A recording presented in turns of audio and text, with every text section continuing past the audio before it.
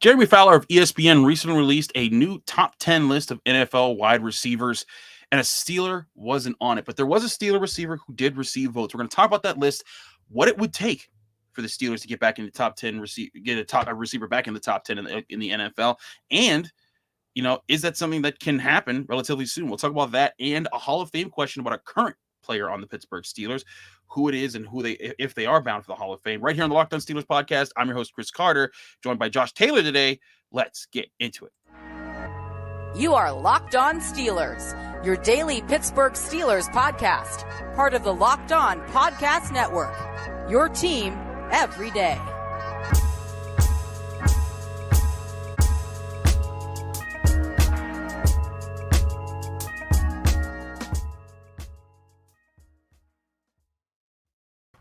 And welcome to the Locked On Steelers podcast. I'm your host, Chris Carter, bringing you your daily dose of all things in the Pittsburgh Steelers. As always, you can find this show on Apple, Spotify, Google Podcasts, Odyssey, and YouTube. If you're watching this video on YouTube, hit the like button on the video if you enjoy it. Hit the subscribe button on the YouTube channel to get all of our daily Monday through Friday episodes, as well as our bonus episodes whenever we have breaking news to update you on. We thank you for making the Locked On Steelers podcast your first listen every day. Joining me today is our man Josh Taylor, back on the show from KDKA TV and 93.7 The Fan, also esteemed writer. How you doing, Josh? I'm good, man. It's we're 2.5 weeks now from training camp. It was weird because it seemed it was like 6 weeks, like about a month ago, and then like time just kind of vanished, and now we're down to 2.5. But we'll blink and it'll be here on top of us, and we'll be there sweating our tails off in Latrobe and being miserable in 90-degree heat. But other than that, I'm fantastic. So let's get into it. That's how fast it gets. It does come around. But let's talk about this list now. If you want to look at the list that we're talking about, go to ESPN.com. It's a staff writer, Jeremy Fowler, used to cover the Steelers for ESPN. I've actually played some pickup basketball with Jeremy. He's very athletic. Shout out to Jeremy. Good dude. Shout out to Jeremy. He is a good guy. But in this top 10 list, no receiver was named in the top 10. There were also honorable mentions. No Steelers named in the honorable mention, but there was one receiver who received votes in the Pittsburgh Steelers, and that was Diontae Johnson. And this was a list not just of ESPN people. This is comprised of talking to NFL execs, coaches, and anonymous people across the league. Now, interesting enough, let's go through the list just real quick, just to list out who the players are listed above Diontae Johnson. Then we'll get into Diontae Johnson and the other Steelers receivers in a minute here. But if you go to this list, Davante Adams is ranked as the number one receiver, followed by Cooper Kupp, then Jamar Chase, Justin Jefferson at number 4, Tyreek Hill at 5, Stephon Diggs at 6, DeAndre Hopkins at 7, Mike Evans at 8, Deebo Samuel at 9, and DK Metcalf at 10, with honorable mentions going to Keenan Allen, A.J. Brown, Terry McLaurin, Chris Godwin, Michael Thomas, CeeDee Lamb, and Mike Williams. Diontae Johnson, along with the other people who received votes but weren't in the honorable mentions, were Adam Thielen, Tyler Lockett, Odell Beckham Jr., and T. Higgins. So there's a lot of names I just threw at you, Josh, but this is an interesting list. You and I talked about this when we were prepping for the show. We were kind of going over our thoughts here. Neither you nor I would argue about the first 8 names on this list. Maybe you might interchange some of them where they are in the top 8, but no one's disagreeing about Davante Adams, Kupp, Chase, Jefferson, Hill, Diggs, Hopkins, and Evans. All those guys are, to me, certified top 10. You won't get an argument out of me. But I guess the biggest place where, if you're a Steelers fan, you really want to push the issue, you could maybe talk about Deebo Samuel and DK Metcalf. Yep. Funny enough, both guys from the same draft class as Diontae. Yeah, that's where the list kind of thins out for me, because there are guys that I could interject into that 9 and 10 spot and probably not think twice. I think you can make a really strong case for Keenan Allen. I think you can make a really strong case for Mike Williams. There's a couple guys on this list that you could really, really push for. Terry McLaurin, I think, could be a top 10 guy. I don't think anybody would blink. He's a heck of a player. So do I. I love Terry McLaurin. Not only do I like him as a player, I like how he is off the field. I like how his demeanor, how he goes about his work. And they seem, I should say the key word is seem. They seem to love him down in the DMV, but he's a guy that I would fight for too. But yeah, I'm with you on this. I mean, outside of maybe shuffling a guy here or there for one place to another, I might make a stronger case for Stephon Diggs to maybe put him into the top 5 instead of 6. But outside of that, that list is pretty solid. It's pretty stacked. And we're talking about a position that's really been maximized throughout the league because the emphasis of the passing game has become bigger. Teams are using more receivers more often. A lot of teams now, a 3-receiver set pretty much is their base package. So you're seeing receivers being used a lot more. The ball is being thrown more frequently than it has been in years past. So there's more of an emphasis and a premium on the receiver position. So that's a lot of guys to sift through. So when we look at a Steelers receiver not being in the top 10, I know the immediate go-to response is to consider that as disrespect. But you got to remember, we're talking about receivers from 32 different teams here. So you're talking about a pretty – you can talk about anywhere between, hundreds of guys that can be possibly talked about here. So it's really hard to narrow it down.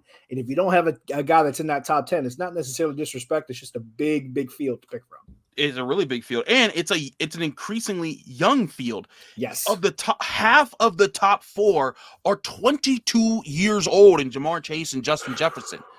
And the thing, there's gonna be rookies this year that they're gonna blow it up. Jamar Chase burst onto the scene, and now he's looked at like he may very well soon be the number 1 receiver in the NFL. Davante Adams, LSU guys too, I might want to point out. That's a crazy thing to think about. But you look at that situation and what they have, and again, you have your guys who are in their mid to late 20s, like Tyreek Hill and Stephon Diggs and Mike Evans and guys like that. But Deebo Samuel's 26, DK Metcalf's 24. These are guys who are young that are going to keep growing in their crafts. But again, we're going to see young guys like they pointed out Jeremy Fowler, because he does this list yearly now where he talks to execs and coaches and the like. But Justin Jefferson last year wasn't even in the top 10.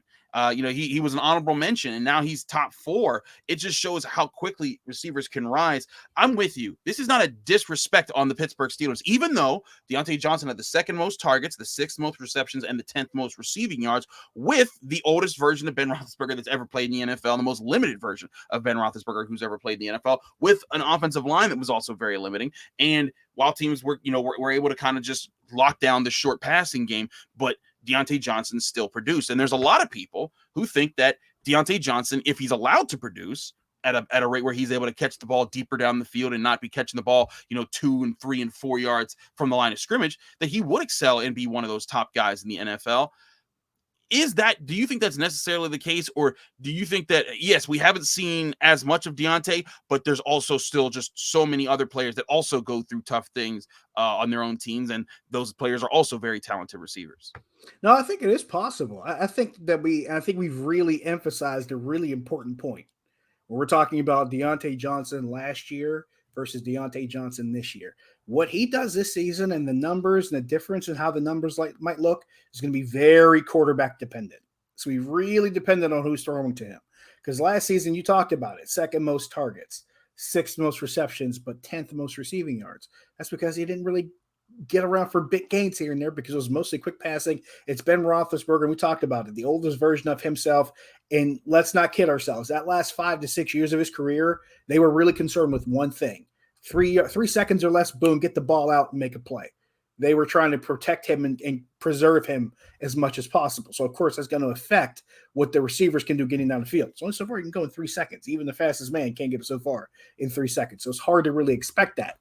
So having a quarterback, whether it be Mitchell Trubisky or Kenny Pickett or Mason Rudolph, you imagine there's going to be more opportunities for Diontae Johnson to not only have more time to get down the field, but maybe have opportunities for yards after the catch, because there is such thing as throwing a receiver open. So there's that thing too. So all of that kind of comes into play. But at the same time, there's a dynamic that's changed here with this team. Diontae Johnson is here, and he's been a guy who could produce with a high volume. This is true. But they brought in a few guys on this team that aren't like the receivers we've seen in years past. Guys like George Pickens, guys like Calvin Austin. These are guys that are more athletic from the stance that they add more speed to the equation. Diontae Johnson is a guy, his route running, his vision, his ability to recognize and know what to do and when to do it are exceptional. And that's what makes him good. Right. But the athleticism side of it, when you got a Claypool and a Pickens and an Austin, and these are guys whose physicality make them, a bigger matchup problem against guys that are going to face them from snap to snap. That makes it more complicated. You could have opportunities where these guys might get open. You might have situations where Diontae Johnson, his reputation may count against him because he might get focused on more and another guy might get open because of it. And we've seen this with the Steeler team throughout the years. We saw it with Hines Ward and Plexico Burress. They'd focus on one and the other one would hurt you. We'd see with Antonio Brown and Juju Smith-Schuster or Martavis Bryant. You name a receiver that played with Antonio Brown, they probably had some advantages. You see where I'm going with this, where they fixate on one guy and another guy is going to be able to benefit because of it. So all of that kind of comes into play. I say all that to say this. Do I think Deontay Johnson's capable? Absolutely. Will the circumstances surrounding him be different this year and make those opportunities better or worse? Sure. So that could be the thing that really turns the tide when it's all said and done. There's some other aspects about this that I think are really important to talk about, not just Diontae Johnson, but the future of Steelers wide receivers, because Steelers fans have been spoiled about how many great receivers have just been in their sights for the past 20 plus years. So I want to talk about that with this new crop of receivers and what it could be for at least the next few years. We'll talk about that in just a minute right here on the Locked On Steelers podcast. But first, I got to talk to you guys about Dave, our great sponsor. If you're living paycheck to paycheck or struggling to make ends meet, it can be really stressful on you. And when unexpected expenses come due, Dave is here to help you in a pinch when you really need it. Dave is a banking app, and that's an app that can help you get $500 instantly with a thing that they call extra cash. That's more money to fill your tank, buy a wedding gift, or catch up on bills. You can finally tackle those expenses that have been stressing you out without any hangups. There's no interest and no credit check needed. Millions of people have already downloaded the Dave app and get the financial relief that they need with extra cash. So if you're in a pinch and you need some help, you download Dave right now and think of it as a helping hand from future you. Download the Dave app from the App Store right now. That's DAVE, Dave. Sign up for extra cash and an extra cash account, and you can get up to $500 instantly. For terms and conditions, go to dave.com/legal. Again, that's dave.com/legal. Instant transfer fees applies. Banking provided by Evolve. Member FDIC.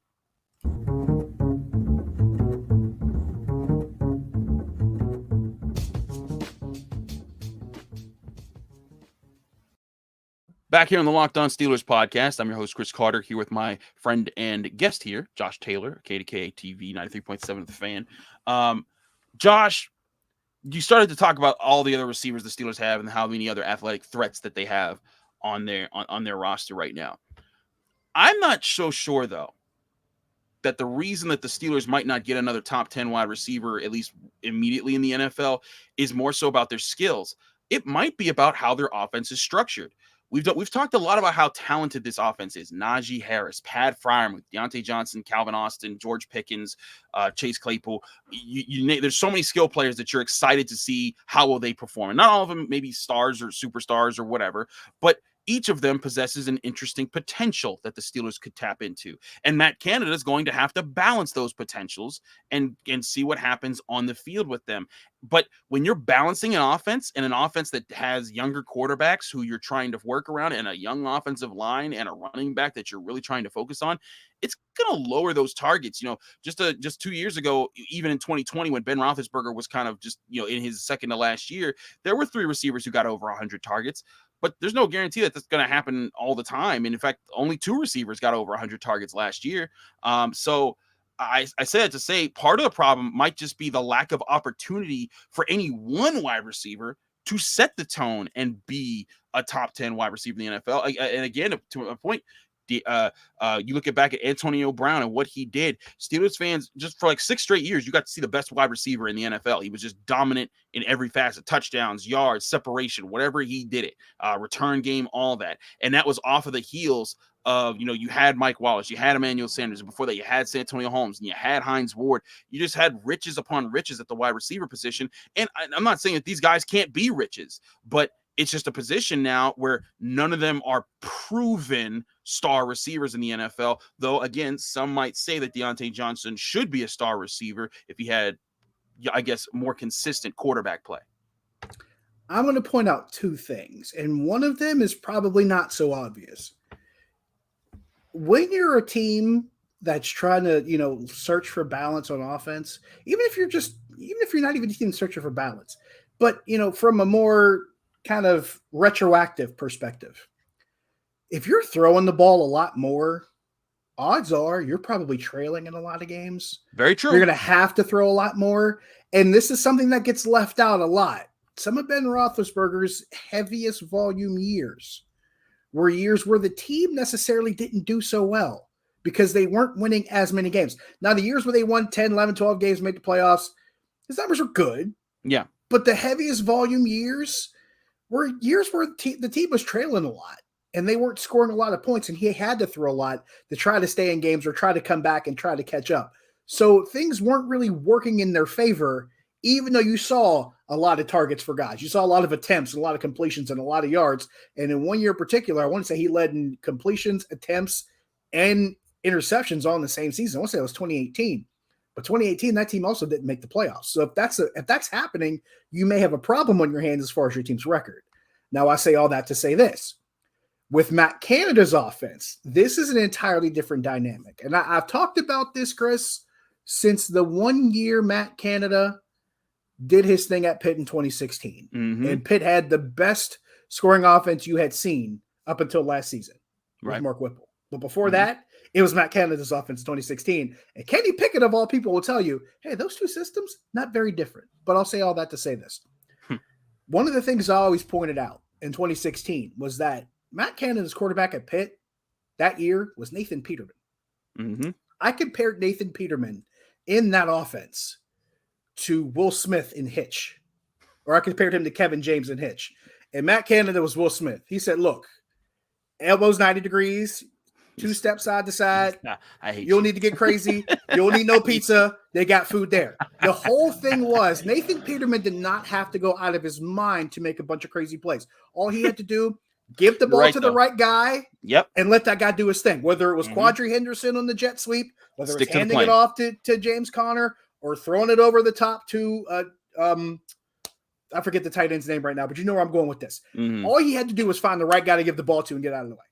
That was it. And you saw what Pitt's offense did in the numbers they put up and the points that they scored. Mm-hmm. I've been saying that since November of 2016, Chris. I'm not kidding.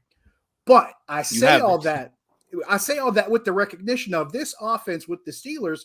It may not be a direct facsimile, but it's going to be close. There are going to be times when the defense is going to dictate who's going to get the ball based on what happens and how they respond to it. And I think you're one of the people that broke this down pretty succinctly as far as the jet sweep and how it affects what a defense does and who's going to get the ball because of that. All of that comes into play now. And that's not even counting the fact that the RPO is still a factor in all this. So all of this is going to be dictated by the play that's called and what the defense does. So we really can't put a number on what to expect with any of the guys in this offense because we don't know what they're going to see. They're going to take what they're given more often than not, or I should say they should take what they're given more often than not if they expect to exploit what a defense is giving them. So it's hard to really anticipate it. But in the grand scheme of all of it, there should be opportunities, though, for guys to make big plays. And if there's one guy with his route running ability, with his ability to get open that we just talked about, if there's one guy who could have a lot of opportunities to take advantage of it, it is Diontae Johnson, provided that he's the right option at the time to get the ball to. But I think those opportunities will present themselves as well. But that doesn't mean it won't happen for Chase Claypool. That doesn't mean it won't happen for Calvin Austin. That doesn't mean it won't happen for Pat Freiermuth, who could really be a focal point depending on who the team they're playing is and what the matchup is. This is the part with this offense that I need people to not try to make this a cookie cutter situation. Say, oh, well, they always do this. Not necessarily. This is going to dictate a lot by matchups. It's going to be dictated a lot by who the opponent is. It's going to be dictated by down the distance, part of the game, what the score is.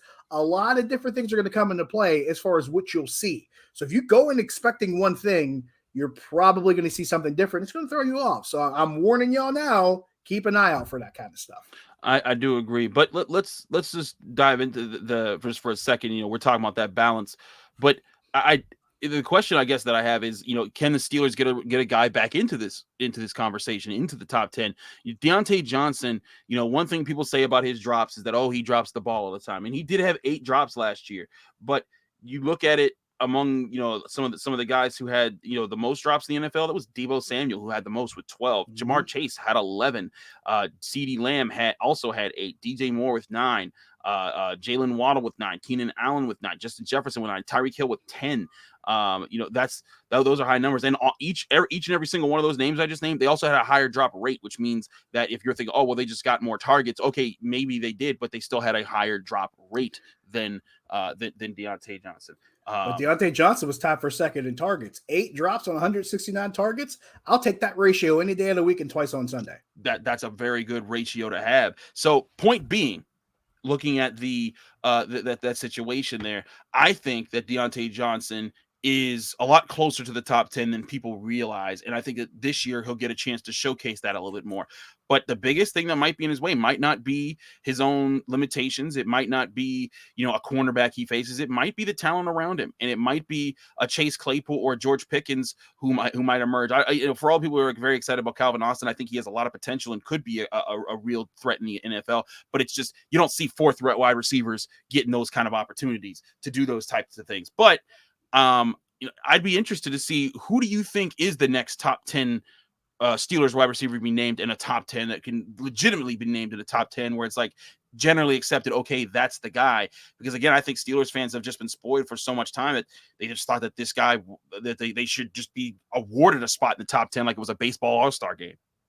While I will agree with you that Diontae Johnson is thoroughly capable of finding himself on that list a year from now, I think you named the guy who could be the potential guy down the road to be a top 10 guy.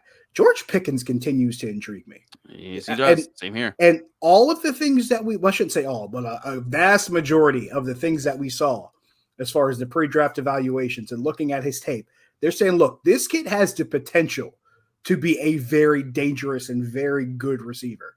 So we're locked into now just how good can George Pickens be, and can he fulfill that potential?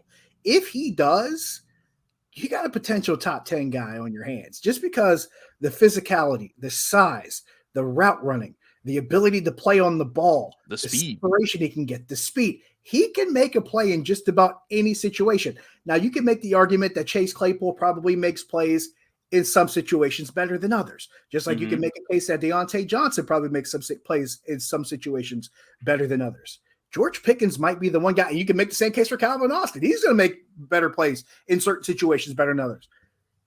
Pickens is the one guy that I think can make a play in just about any situation, whether it's short yardage, whether it's over the middle, whether it's deep down the field.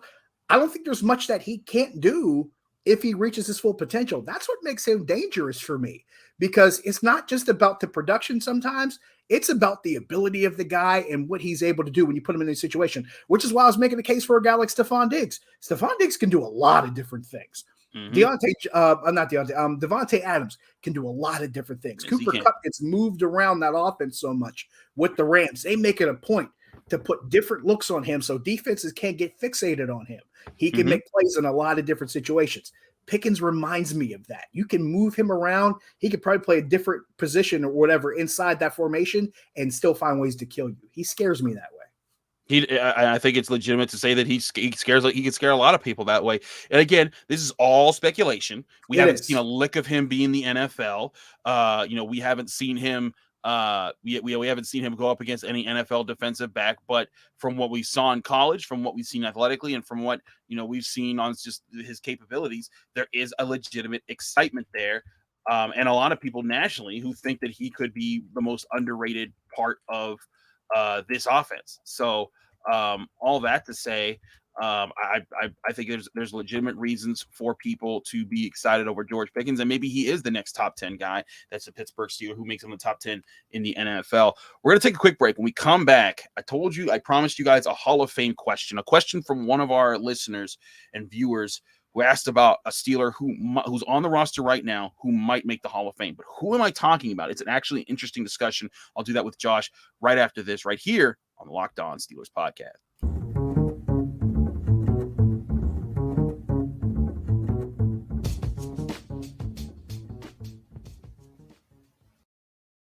Back here on the Locked On Steelers podcast, I'm Chris Carter. He's Josh Taylor. We're keeping it rolling here on your Pittsburgh Steelers. We have an interesting question. Remember, if you ever want to get on the show or get a question on the show, you can call in to 412-223-6644 or email LOSteelersTopicBag@gmail.com and attach a MP3. But be sure in either one that you give your name, where you're from, and give us your question in under a minute. This question comes from Noah in California about Chris Boswell. Hey, Chris. My name's Noah, calling from 29 Palms, California. Big fan of the show and all things Steelers. My question is, do you think that Chris Boswell is a Hall of Famer? Now, obviously, he's been overshadowed in the AFC with one Justin Tucker, who's probably the greatest kicker in NFL history, and the fact that Boswell had a terrible 2018 season where he kicked 65%, obviously against his favor. But since then, his field goal averages have been about 93 to 95%. So that's just my question for you. Big fan of the show. Thank you so much for your question. No, I always appreciate when we get questions from our listeners and viewers. But let's talk about this. When he said Justin Tucker may be the greatest kicker that ever lived, I don't think there's any doubt in that anymore. I think the people that were saying, well, I mean, he's been consistent at this for 9 years, for 10 years now, excuse me. But for 10 years, this man has dominated 161 games he's played. He has a 91.1 field goal percentage. Now, let's compare both Tucker and Boswell to some legendary kickers. Now, if you go to the Pro Football Hall of Fame list, there are only 4 people listed as kickers in the Pro Football Hall of Fame, but 2 of them are also guys who played different positions, those being George Blanda, who also played quarterback, and Lou Groza, who also played tackle. We're going to remove those 2 guys from the conversation. We're going to the toe. We're going to talk about the only 2 pure kickers in the Pro Football Hall of Fame right now. That's Morten Anderson, who played from 82 to 2007. It's ridiculous. And Jan Stenerud, who plays from 1967 to 1985. So we're comparing them to Chris Boswell, Justin Tucker, and for the sake of it, we're throwing in Adam Vinatieri because he's the one guy that I think a lot of people would say, well, what about him? He should be in the Hall of Fame. He's going to get in, yeah. And he's not now, but he probably will be. He probably will be soon. He retired officially in 2019, so actually that should be coming up in 2024. So it's actually not too far down the line that he should be available. But looking at their numbers side by side, career-wise, when you consider 2 Hall of Famers, a future Hall of Famer in Vinatieri, and Chris Boswell, along with Tucker. Tucker does have the highest field goal percentage, and the only person that's even relatively close to him is Chris Boswell. 91.1% on lifetime field goals for Justin Tucker, 88.3% for Chris Boswell. You dropped all the way down to 83.8% for Adam Vinatieri, who played the majority of his career in a dome in Indianapolis, whereas Boswell and Tucker had played the majority of all of their careers outdoors, and Boswell in one of the most notorious stadiums for kicking in the NFL for kicking struggles. And then you have Morten Anderson, who kicked 79.7%, and Jan Stenerud, who kicked 66.8% on field goals. Now, granted, kickers way back in the day, it was there wasn't as much, data and knowledge and practice as far as in the kicking position. Kickers weren't as good back in the day because you didn't have to be as good. It wasn't as valued. Nowadays, you better be a certain, like if you're kicking 66.8%, you're not sticking around in the league much longer. So it's a lot of that is dated to their time periods. But it does beg the question, Josh. Let's throw out Tucker's a Hall of Famer. He gonna make it. Yeah, he's gonna go. Does Boswell have a legitimate shot to be a Hall of Famer? I think he does. I was looking at Chris Boswell's numbers before we got to this segment. It's hard to believe Chris Boswell's only been a Steeler for 7 seasons. It's crazy. It feels like it's been so much longer because when a guy's that reliable and he comes through for you that many times, and I appreciate Noah throwing out the 1 year that he had because we found out after the fact he was kind of dealing with an injury. But even in the midst of all that, I mean, that's 6 really, really good seasons. Yep. That feels more like 9 or 10. So that's the one thing you look at and say, okay, that kind of works his advantage. He's also only 30 years old, which also kind of works for him.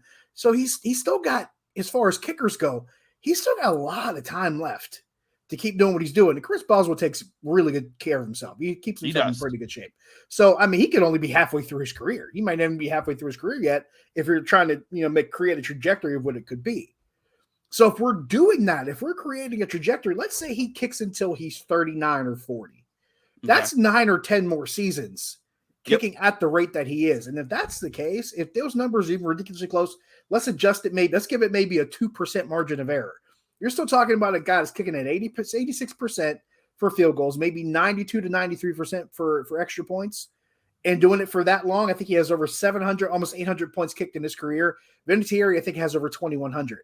He could find himself in that 1,700, 1,800 range, which is pretty crazy considering the fact that Justin Tucker's at 1,300 now, and he's only halfway to Vinatieri or close to it. So this is, you extrapolate what these guys can do over the next decade. It's not crazy to think that they can both get in. And Chris Boswell, the way he's been performing, especially the last 3 years, 93.5, 95, 90% as far as field goal kick is concerned. If he can be somewhere in the median of that over the next 9 to 10 years, it's definitely a plausible thought. I thought this was a great question. I think it's definitely plausible. It's definitely a question. Now, it's definitely a great question. I think it's important to note, too, through Adam Vinatieri's career, he got over 90% 1, 2, 3, 4, 5 times across 24 years of play. That when you start putting Boswell in that conversation and you're starting to say, hey, like, again, a lot of this also is longevity. Like, Morten Anderson played for 25, 26 years. That's ridiculous. Like, that's stupid. I grew up with Morten Anderson's career. I was in elementary school when he started playing, and when he retired, crazy. I was already out of college. That's how long Morten Anderson played. Because I was in elementary school when he started playing. That's nuts. It's insane. That is insane. But again, you're talking about 5 times. In Boswell's 7-year career, he has 1, 2, 3, 4. He's already has 5 years of 90% or higher on field goals percentages. So good. It's not that crazy of a question from Noah. I know some people are probably thinking like, oh, calm down. Oh, it's too early to say that. And yes, it is too early because, if he has an injury or something this year that ends his career early, it will be like, hey, this guy was really accurate and was really good and the second best in all of the NFL for about 7 seasons. But that's not long enough for a kicker. Kickers just don't. There's not a ton of value on them, so it's going to be tougher to put them in the Hall of Fame. But to Noah's point, to your point, there's no denying that these numbers put him in the upper echelon. It is him and Tucker at the top of the game right now. And if these guys can just stick to it for another 8 to 10 years, I think that does put them in that Hall of Fame conversation. They're both on a ridiculous pace right now, like a really ridiculous pace, especially Tucker. Like the pace that he's on, he's ridiculous because Tucker's hits the booming kicks even crazier. Yes. That's the crazy part of this. Also, when you look at lifetime field goals made of 50 yards or higher on all 5 of those guys, Tucker has the most with 48. He's played half the games that Morten Anderson did. You look at the ones that they've made. Morten Anderson made 40. Vinatieri made 45. Stenrud made 17. But again, different time. You weren't asking kickers to make 50+ yard field goals in 1967. But again, it's just ridiculous that he's been this good for this long a time. For perspective, you said 45 for 50+ for Tucker. Mm-hmm. Boswell's made 49 from 20 to 30. Yeah. So he's made more 50+ yard field goals than Chris Boswell has made ones inside the 30-yard line. The number is almost the same. That shows you how good Justin Tucker is. That also shows you just how much John Harbaugh trusts him. Like we talk about and we get to the discussion about John Harbaugh and Mike Tomlin and how good of a coach they are and them going head to head and the success that they had. You really don't think the success that they had hasn't been tied to the trust they have in their kickers? Because I'm trying to think a couple years back, Chris Boswell kicked a lot of kicks to help this team either win games or get in overtime. And you have to remind yourself of that. You have to remind yourself that Baltimore's won themselves quite a few games. Beating the Lions, by the way. Right. They beat the Lions because they trust Justin Tucker a lot. But go ahead. I'm sorry. With a historically long kick. No, I'm fine. I was interrupting you. But the last time this franchise won a playoff game was the time when Chris Boswell set a record that still stands today for the most made field goals in a playoff game with 6. The only points that the team scored on that day against the Kansas City Chiefs. Still the only time I believe Andy Reid's lost coming off a bye week in a playoff in his long NFL career. But Chris Boswell has been cash money. The field goal he made against the Bengals in 2015, his first season with the Pittsburgh Steelers, to beat them in the game when Ben Roethlisberger had to come back from an injury and the Bengals went berserk at the end of the game. He's been the man. So, Noah, to answer your question, I think from both of us, if Chris Boswell stays on this trajectory, as long as he doesn't fall off a cliff or get hurt or retire early, yes, I do think he puts himself in that Hall of Fame consideration. He definitely gets himself there in this pace. Absolutely. Absolutely. Josh, we're over our time. Thanks so much for joining us here in the Locked On Steelers podcast. Let people know they can find you, follow you, and get more of your work. Easiest thing as far as social media, Josh Taylor HD. That's the best place to find me. As far as on the work side of things, CBS Pittsburgh, cbspittsburgh.com. You'll see me there a lot this weekend. I'll be in Friday night. I'll be in Saturday night. I'll be in Sunday night as well. Radio side, 93.7 The Fan. Best way to find that is on the Odyssey app. Click 93.7 The Fan, and you'll find me there. As far as Pittsburgh's concerned, best place to start, and everything else kind of just filters out from there. Definitely check it out. He does a great job on all of his shows. Thanks so much, Josh, for joining us here. I'm Chris Carter, host of the Locked On Steelers podcast. You can find me on Twitter and Instagram at Carter Critiques. Read my work at SteelersNow.com. Listen to and watch my work on the Locked On Steelers podcast at Apple, Spotify, Google Podcasts, Odyssey, and YouTube. Like this video if you enjoyed it. Subscribe to our YouTube channel to get all of our daily Monday through Friday episodes. Thanks so much for checking us out. Rate us 5 stars on Apple Podcasts with a positive comment if you want a special shout out at the end of the show, because that stuff really does help us out. We'll be back tomorrow with more on your Pittsburgh Steelers. We're hoping to have Jenna Harner on to wrap up the week and get you ready for your weekend, as we are less than 2 weeks away from training camp. Crazy to think. We'll keep you getting ready for training camp right here on the Locked On Steelers podcast.